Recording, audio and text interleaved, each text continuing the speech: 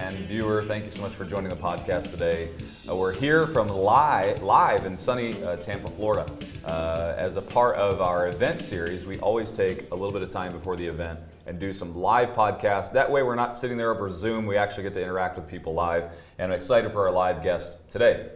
Before I get into our live guests, let me say a quick thank you to our sponsor. Episode is brought to you by Streamline Funding. Streamline Funding helps builders grow by providing high leverage loans.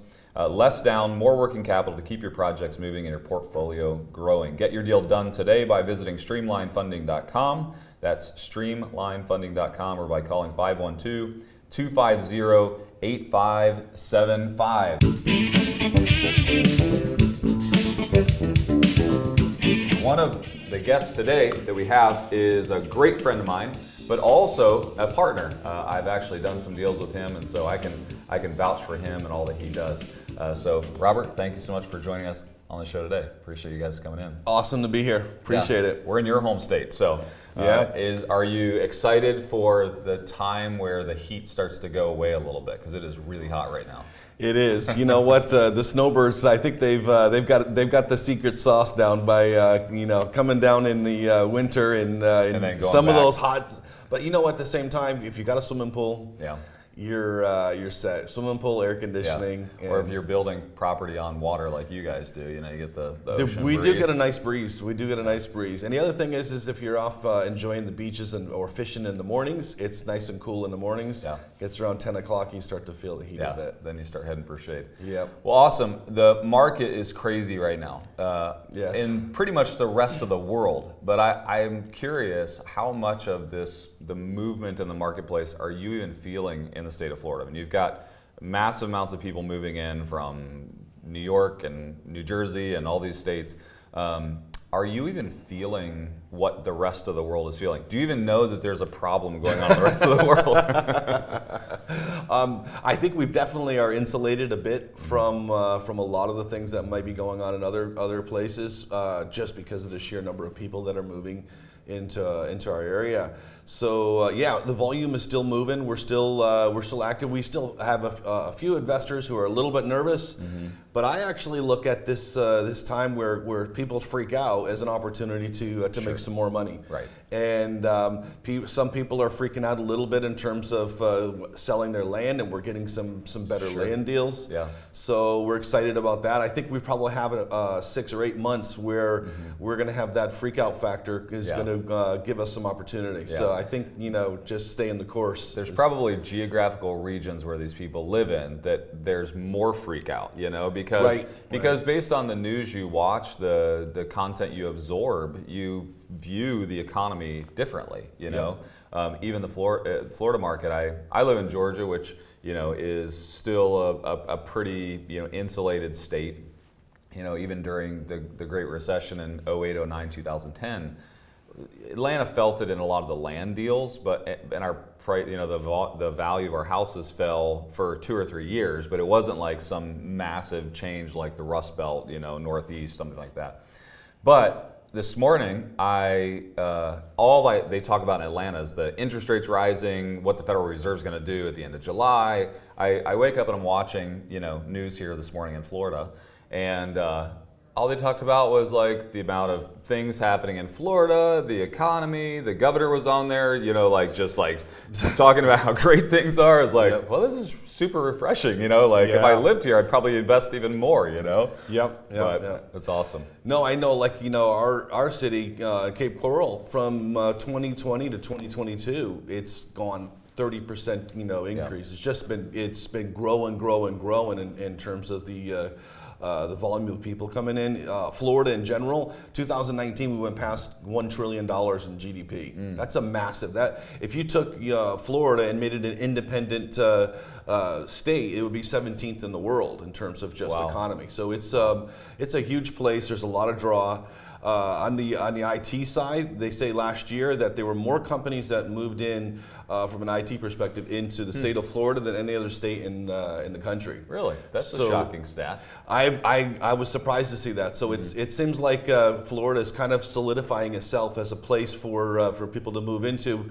And I think some of the movement that's gone on with the pandemic, people realize they're more fluid to where they want to live, and so Florida has become a hot spot that way.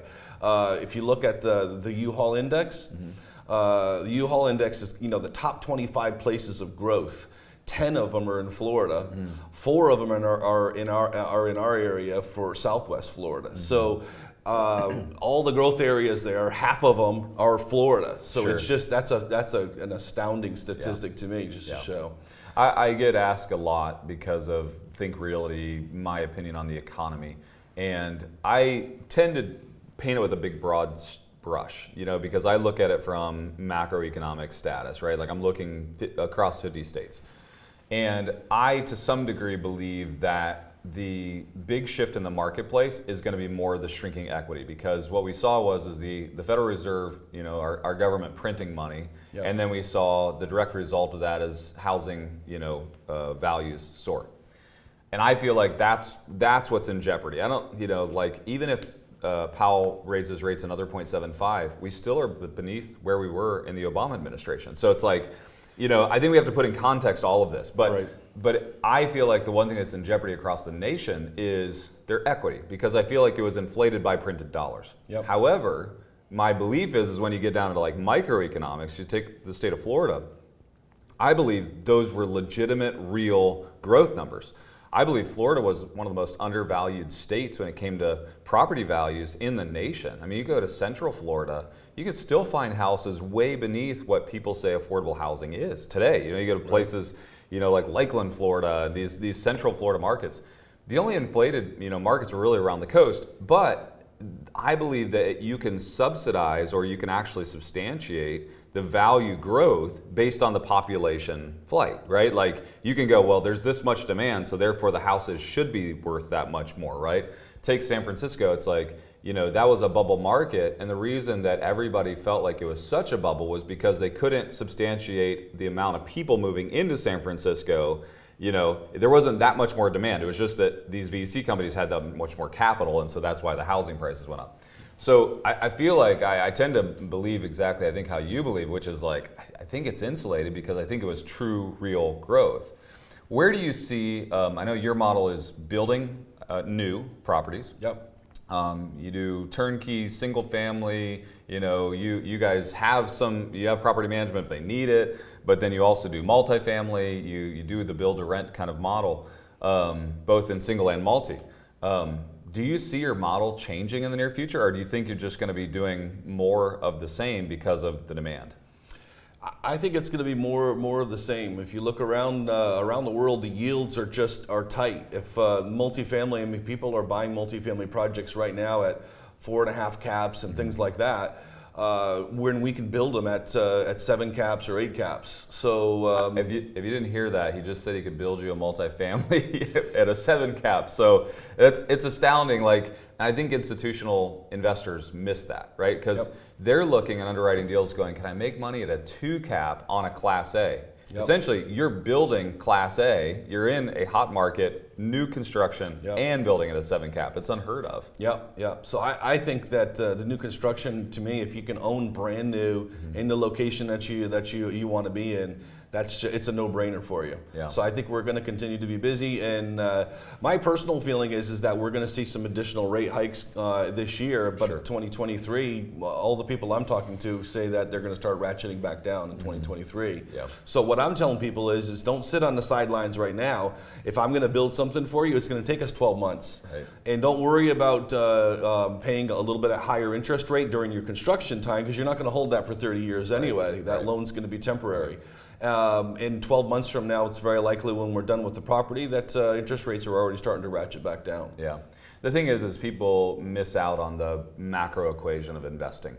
If you could build them a brand new house, and even if they had to mortgage it for 30 years at 8%, the numbers still work out at the returns that you're currently getting, right? And the thing is this entire market, what you have to do is look across like all the classes and go, which one makes sense for my dollar? Just because you used to get 12 or 15% doesn't mean they're going to get 12 or 15% today. So what you have to do is look at where the market is and go, but where can I get the greatest return, find the greatest security, right? And that's where I feel like you're right in the middle of that sweet spot. Yeah. No, I think right now when we're in such a crazy inflationary environment, you want to be sitting on holding hard assets. Yeah. And so even if the interest rates are a little bit higher, there's all kinds of exit strategies. You can buy down on your mortgage. You can do interest only. You could do a 7-year ARM. There's a lot of different things that you can do to be flexible in terms of the interest rates. Yeah, you remember when interest rates were higher, maybe back during like the George W. Bush administration, before they really started to fall. That's when you had the interest-free, or the interest-only mortgages. You had the reverse mortgages. The mortgage industry will get creative to get money into the market. They're going to, right? Yep. So that shouldn't be our fear. Our fear should be, can we find an asset that we can purchase right now because in the movement of the market and to some degree buying too high. What I love about the new construction market is it's to some degree, I know there's an inflationary issues, but I don't have to worry about value at the end. If I'm buying a house that I have to flip, fix and flip, and it's, I don't really know what the true value of that house is today, right? And so new construction really insulates you. If you don't mind, I'd like to actually just tell what you did for me, and I've got to tell you this story real quick, okay? Mm-hmm. So Robert built me a new house in Florida. It was one of the first ones we built, and we've got quite a few more in the pipeline now that are in underway. But Robert convinced me that I needed to invest in Cape Coral. I went down there, I checked it out. It is beautiful, has more canals than Venice. Everything he said about it was true. Hopped on my boat, went out to Sanibel Island. It's gorgeous, right? Like you can't beat it.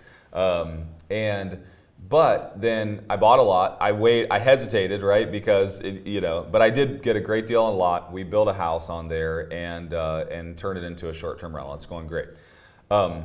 Did you know that I got a call the other day? A man who was just looking for inventory, and he was looking. He was out of state, but was going through the area looking for short-term rentals that he believed his thesis was short-term rentals were probably suffering now, which he must not pay attention because they're not really in Cape Coral. But he said, I'd like to offer you. Now, the numbers on this house are crazy, right? And I couldn't build it today for that, but like this was a really great period. But we were all in with land and lot and everything on saltwater for about $330,000 to $350,000. I mean, like it was super great deal. He just offered me $700,000 sight unseen cash offer as fast as I want to close. Wow. And I told him no. Like that's the craziest part. Is my CFO Dave, he's like, sell it, do it, like take it. He was like that. I was like, no, Dave. Like the thing is like you can't get it anymore. And I really believe that these values are real. Like I don't believe that this is an overinflated value. Like it's sitting on saltwater. You can't get that lot anymore. Those lots now cost you $250,000 to $300,000 to buy. And way more to build the house now. So it's like I told Dave, I was like, no, we're keeping it. We're sitting on it. It's hard, and I'm sure that's kind of the dilemma you're in is that you're trying to hold on to hard assets, but you've got enough influx of new buyers that you're seeing also these crazy prices. Right.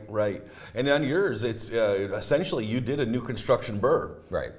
Everybody's out there looking for a burr. They want to be able to put their their money in and take it back out when they refinance. And to me, I think that's one of the best opportunities that we have is to get a saltwater lot, beautiful location, quick access out to the Gulf of Mexico.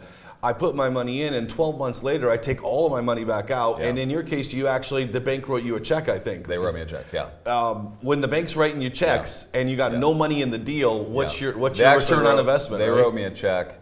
They wrote me a check for almost $100,000 more than I had on the deal. So, wow. I could have got a check for about $200,000 more, but I chose to not over-leverage it. To keep more equity. Yeah. Okay. So, which now that interest rates are raising, I probably shouldn't have did that. I probably should have taken as much as I could have got. But yeah, and so if you're watching, burr is typically in the rehab space. It's buy, it's rehab, it's It's 3 R's, right? BRRR or BRR, I forget now. Refinance and repeat. Refinance and repeat. Yeah, so essentially like what you're doing is you're buying, you're rehabbing, you're refinancing, and you're repeating. And then if you want to, throw rent in there, there's probably, put another R in there. Right. But the concept is like get it performing and then pull your equity back out so you can go rinse and repeat the deal. That's what everybody talks about with BRRRR. It's nearly impossible to do it in new construction, right? To actually like build and then, actually there's no rehab. It's like build, rent, refinance, repeat, right? Yep. And which is almost impossible, but very possible, in Florida. So. And to be able to do it on those kind of locations, salt water, that's just even better. Yeah, the crazy thing is most rental properties I have in America, my kids wouldn't go, Dad, can we go stay at that rental property, Right. They ask me all the time, when are we going to go stay at the property in Florida, it's like, hey Dad, can we go vacation at this rental property? But it is a short-term rental, and it's built that way, but anyways, it's still a great location, and we're poised to build a bunch more, so. That's awesome. Yeah, that's awesome. Very good. And we've also got a crazy deal together, which is we're building a big multi on water, which is nuts too, to think that we could actually build a Class A apartment complex. So everybody I bring to that site, they absolutely love it, and they want to buy into it. The crazy thing is that there's more there. Every time I go there, I get this like rush of like, but there's way more. We should be doing like 10 times more right now, Right. But that's awesome. Well, I know we got to wrap things up, but I appreciate what you've meant to the Think Realty audience, and appreciate your heart and passion for an area that I had never heard of before you built it. I mean, like the true visionary. I wish we had the time to tell a story. If you haven't watched our Titan talk that we did together, Robert's the Titan of Build to Rent Southwest Florida. But he tells this whole story of how you literally just saw it in a magazine and from Africa decided I'm gonna move there. But pretty cool stuff. And like you said, everything somebody told me in print, it was that and more. Yeah. So we're excited, awesome. Blessed to be there, and blessed to be working with you guys in Think Realty. How do they get a hold of you or find you on the web? We're out on Instagram, Facebook, Whitestone Developments. Whitestone Developments. Okay. You can just Google us, Whitestone Developments. We'll come up all over the place. Okay, very good. So look up Robert Knight or Whitestone Developments. I know that I follow you guys on Instagram and social, but and then obviously you got a website there that they can look at some of your models and some of the things. And I would encourage you, if you guys haven't watched our Titan talk we did together, really we highlight a lot of the assets and properties, and we walk through them and talk about the numbers and all that stuff. So it was really good. Awesome. Yeah, very good. Well, thank you so much for being our guest today. Thank you. Thanks for letting us come to Florida and invade a little bit. Welcome. All right. Well, let me say a quick thank you to our sponsor. This episode is brought to you by Streamline Funding. Streamline Funding helps builders grow by providing high leverage loans. Less down, more working capital to keep your projects moving and your portfolio growing. Get your deal done today by visiting streamlinefunding.com or calling 512-250-8575. Thank you so much, Think Realty viewer and listener, for being a part of the podcast today. Make sure you're joining us on social. If you don't follow us on Instagram or LinkedIn or Facebook, make sure you follow us. And then if you haven't picked up our latest magazine, go to the Barnes & Noble next to you and pick it up, or go online and order one. It's fantastic information for you. And if you like this podcast, share it. We appreciate you being a part of us. Have a great day and happy investing.